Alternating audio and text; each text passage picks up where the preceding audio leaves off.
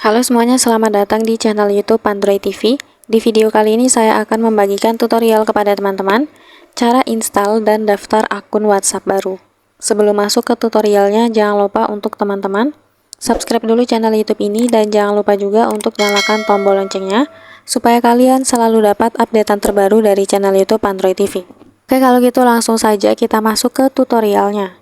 Selain video ini, kalian juga bisa tonton video saya yang lain, yaitu tutorial cara mengatasi Instagram yang error. Untuk linknya bisa kalian klik di pojok kanan atas. Oke teman-teman, untuk mendaftar akun WhatsApp tentunya kita harus install dulu aplikasi WhatsApp-nya ya. Silakan kalian buka Play Store atau mungkin App Store bagi teman-teman yang menggunakan iPhone ya. Kemudian silahkan cari saja di kolom pencarian WhatsApp. Nah, ini ya untuk aplikasinya WhatsApp Messenger, WhatsApp LLC. Nah, itu silahkan kalian install, setelah itu langsung saja dibuka. Nah, di sini saya sudah terinstall ya. Jadi langsung saja kita buka. Oke, setelah itu kita diarahkan ke halaman seperti ini. Nah, di sini langsung saja kita pilih bahasanya bahasa Indonesia ya. Kemudian kita klik setuju dan lanjutkan. Nah, kemudian silahkan kalian masukkan nomor telepon yang akan kalian gunakan di WhatsApp. Pastikan nomornya itu masih aktif ya teman-teman, karena biasanya nanti akan dikirimkan kode verifikasi ke nomor tersebut. Dan untuk nomornya di sini kita mulai dari angka 8 ya. Oke, jika sudah diinput untuk nomor teleponnya, silahkan kita klik lanjut.